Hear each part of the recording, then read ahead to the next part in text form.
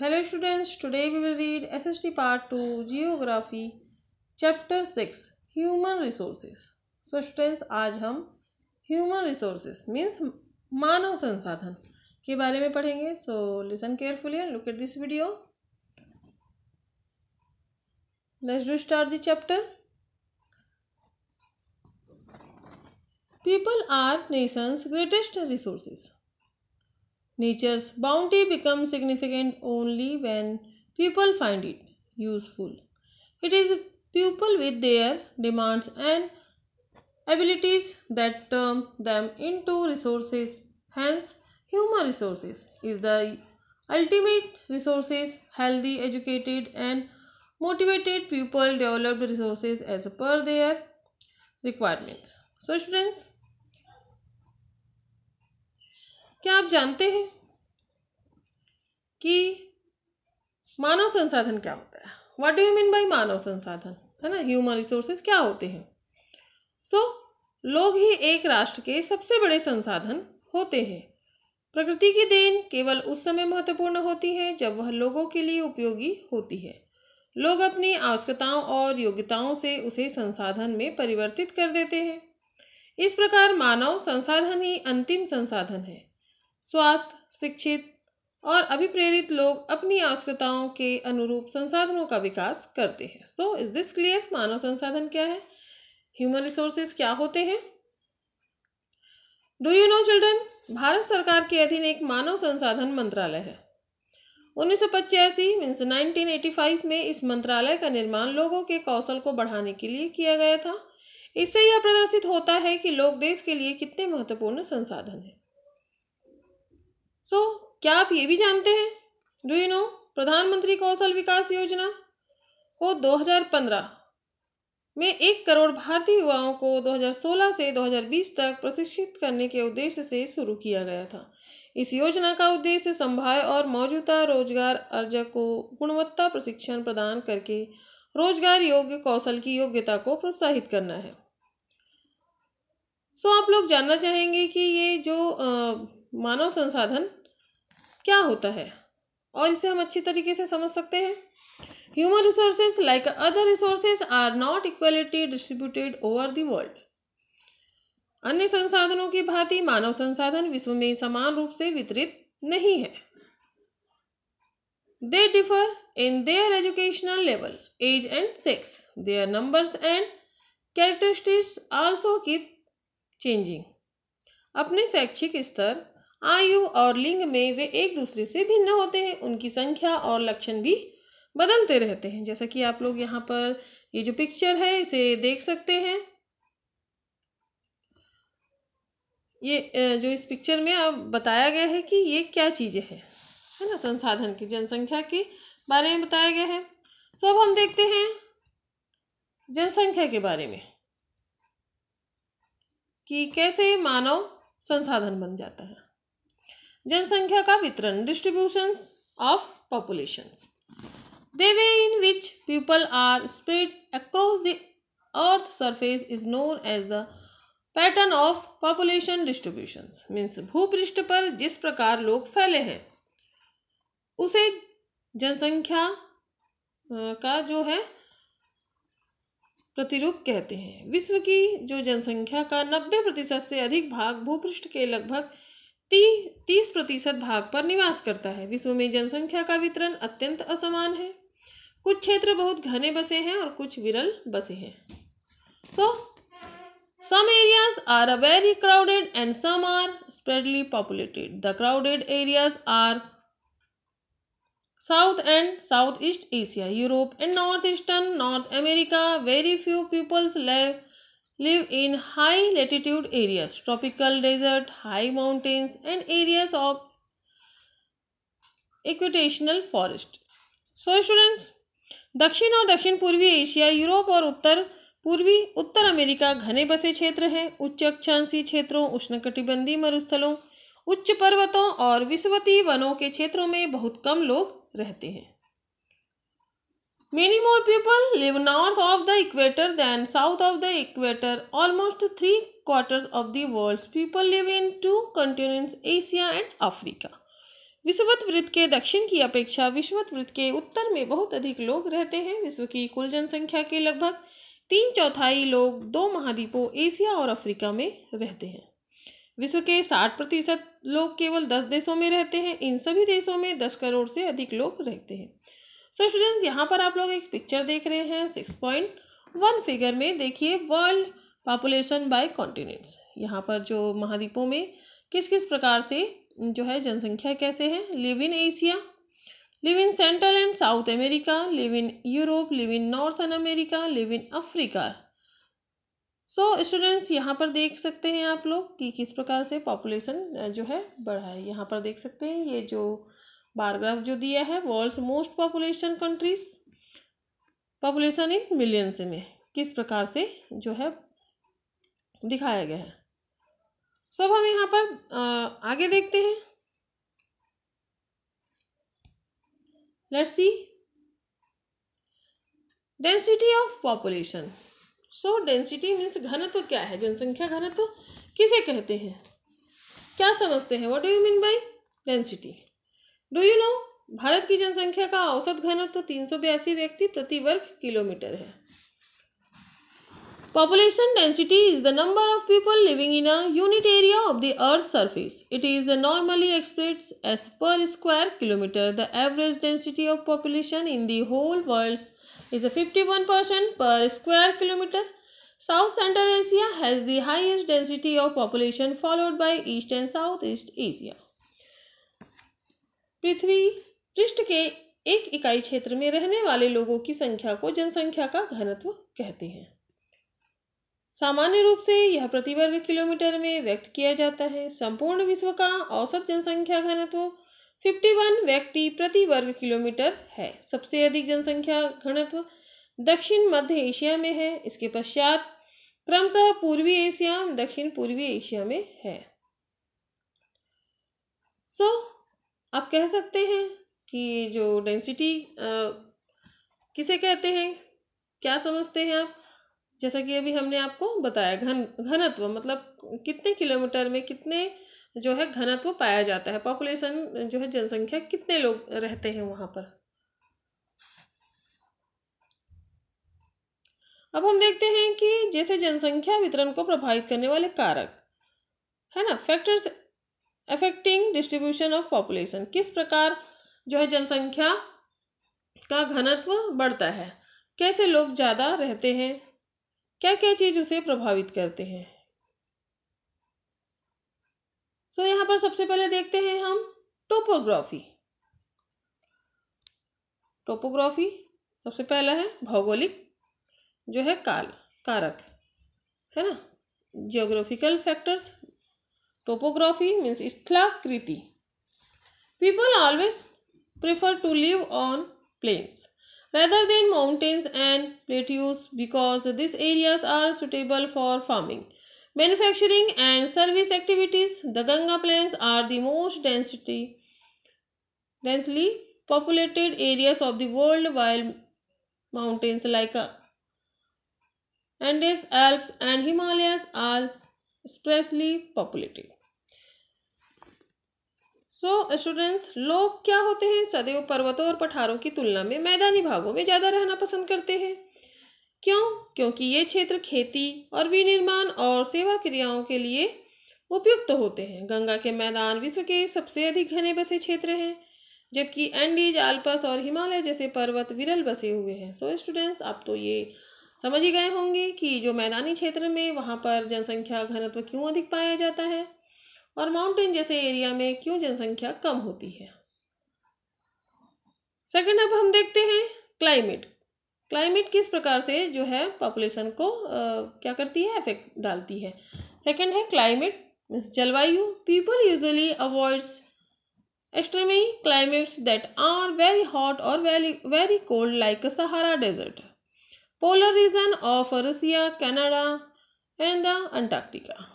सो जलवायु क्या है, लोग सामान्य रूप से चरम जलवायु जो अत्यधिक गर्म अथवा अत्यधिक ठंडी जैसे कि सहारा मरुस्थल, रूस के ध्रुवीय प्रदेश, कनाडा और अंटार्कटिक में रहने से बसते हैं। ये क्या होते हैं, जैसे जलवायु जहाँ की अगर से बहुत ज़्यादा ठंडी है तो वो क्या करते हैं, लोग वहाँ क्या रहना पसंद करेंगे, नहीं। है ना। सो इस प्रकार से क्या होता है, क्लाइमेट भी एक प्रकार का क्या होता है, जनसंख्या को प्रभावित करता है। एंड थर्ड है सॉइल, मीन्स मिट्टी। मिट्टी किस प्रकार से पॉपुलेशन को प्रभावित करती है। Fertile soil provide suitable land of agriculture. Fertile plains such as Ganga and Brahmaputra in India, Hwang Ho, Tianjin in China and the Nile in the Egypt are density populated. So जो मिट्टी है वो क्या होनी चाहिए, उपजाऊ। उपजाऊ मृदाएं जो है मिट्टी है वो कृषि के लिए बहुत ही उपयुक्त मानी जाती है। भारत में गंगा और ब्रह्मपुत्र, चीन में होंगहो ही और चांगचियान तथा मिस्र में नील नदी के उपजाऊ मैदान घने बसे क्षेत्र हुए हैं। जैसे कि आप लोग देख सकते हैं कि सिंधु घाटी सभ्यता सबसे पहले नदियों के किनारे विकसित हुई है, क्योंकि वहाँ पे पर्याप्त मात्रा में जल उपलब्ध थी। सो ऐसे जो क्षेत्रों में क्या होता है, जहाँ पर पानी ज़्यादा पर्याप्त मात्रा में मिलती है ना, तो वहाँ पर क्या होता है कि जनसंख्या अधिक बसाहट होती है। सो इसी प्रकार से अब हम देखते हैं जल।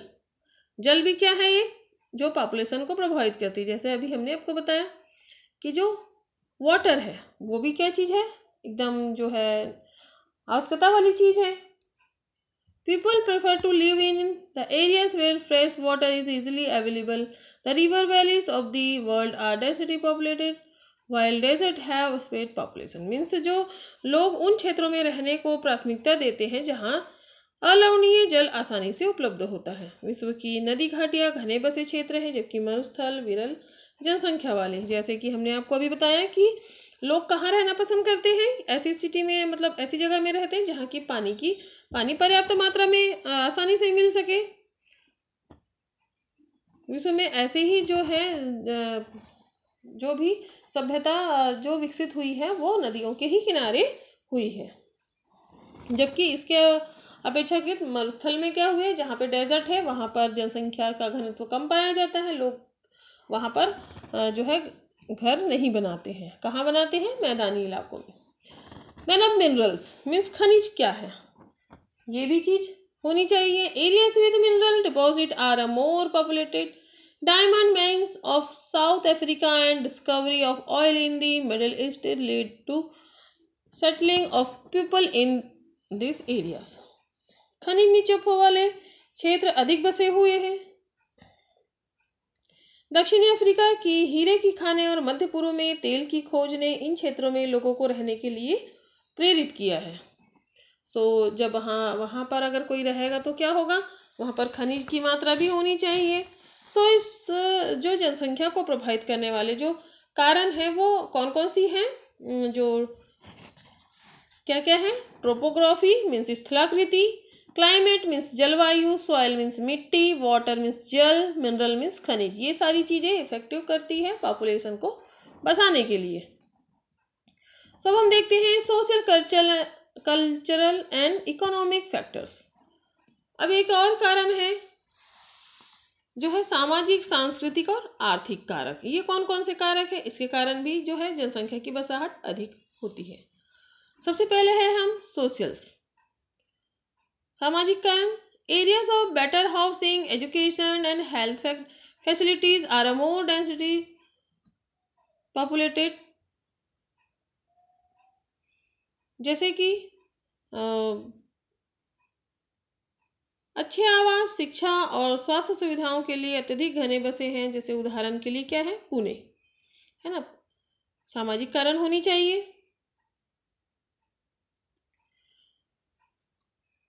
देन इसके बाद क्या है, और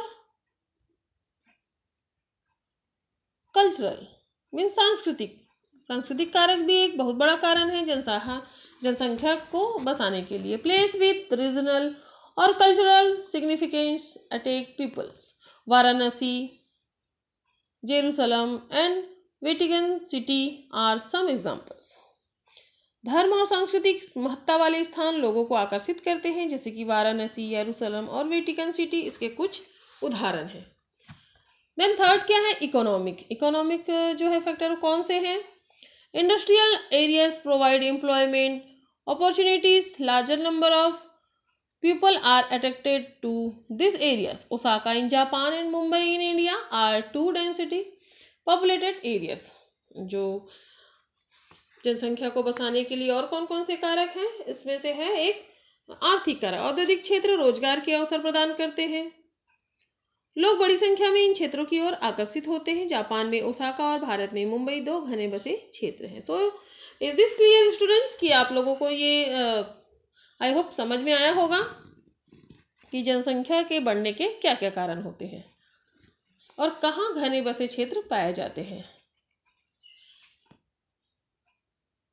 सो अब हम जो है आगे और देखेंगे जनसंख्या परिवर्तन के बारे में कि कैसे जनसंख्या परिवर्तन होता है।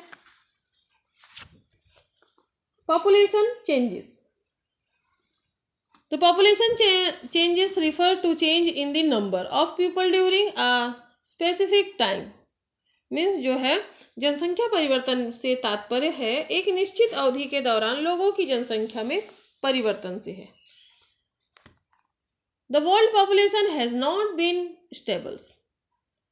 विश्व की जनसंख्या स्थिर नहीं है, यह कई गुना बढ़ गई है। जैसा कि चित्र आप 6.3 में देख सकते हैं, फिगर 6.3 में आप लोग देख सकते हैं। यहाँ पर वर्ल्ड पॉपुलेशन ग्रोथ बताया गया है कि ये किस प्रकार से जनसंख्या क्या हो रही है, ग्रोथ हो रही है।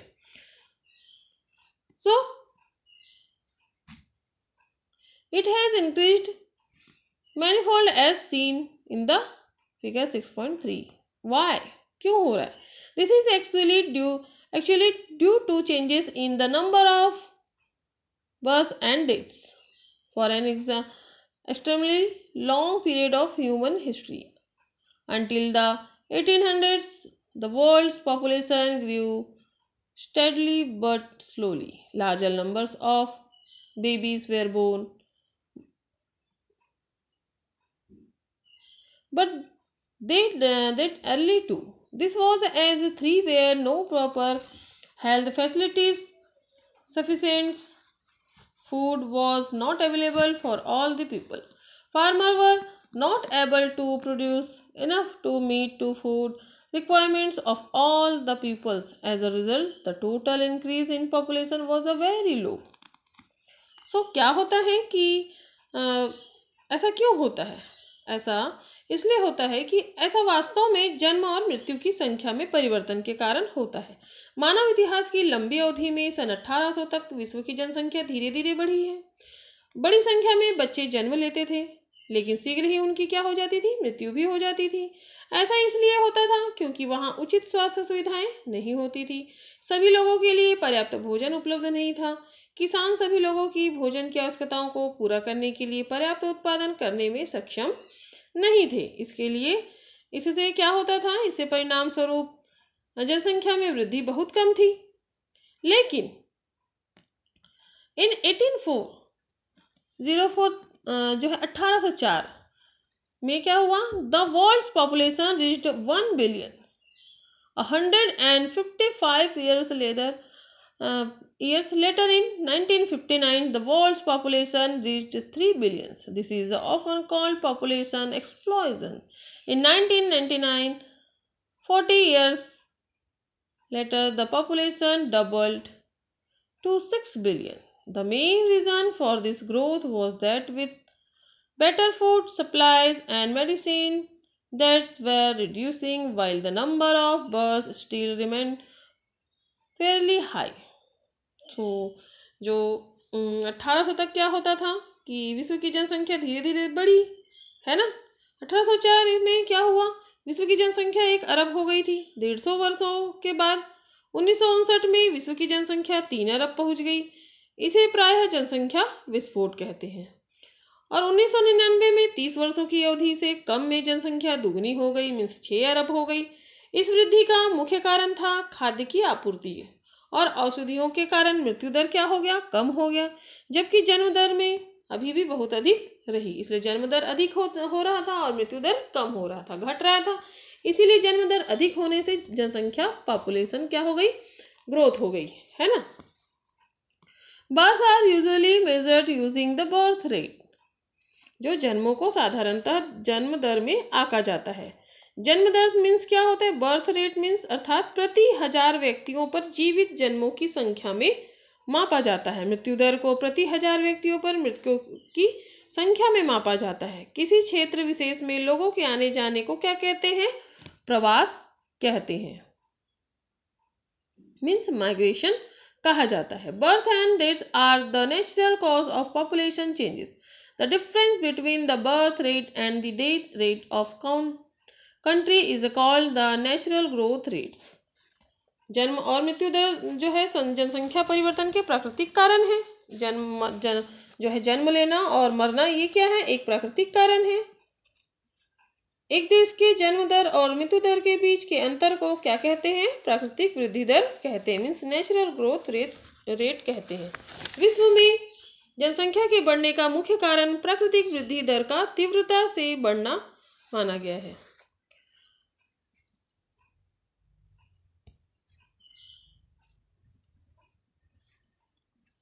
So migration is another way by which population size change. People may move within a country or between countries. प्रवास एक अन्य कारण है जिससे जनसंख्या के आकार में परिवर्तन होता है। लोग एक देश में अथवा देशों के बीच एक स्थान से दूसरे स्थान पर जा सकते हैं। उसे क्या कहते हैं? उत्प्रवासी। उत्प्रवासी वो लोग होते हैं जो देश को छोड़ते हैं। अप्रवासी वे लोग होते हैं जो देश में आते हैं। संयुक्त राज्य अमेरिका और ऑस्ट्रेलिया जैसे देशों में भीतरी प्रवास तथा अप्रवास द्वारा जनसंख्या क्या है? बढ़ी है। सूडान देश एक ऐसा उदाहरण है जिनमें लोगों के बाहर चले जाने अथवा उत्प्रवास के कारण जनसंख्या में कमी का अनुभव किया जाता है।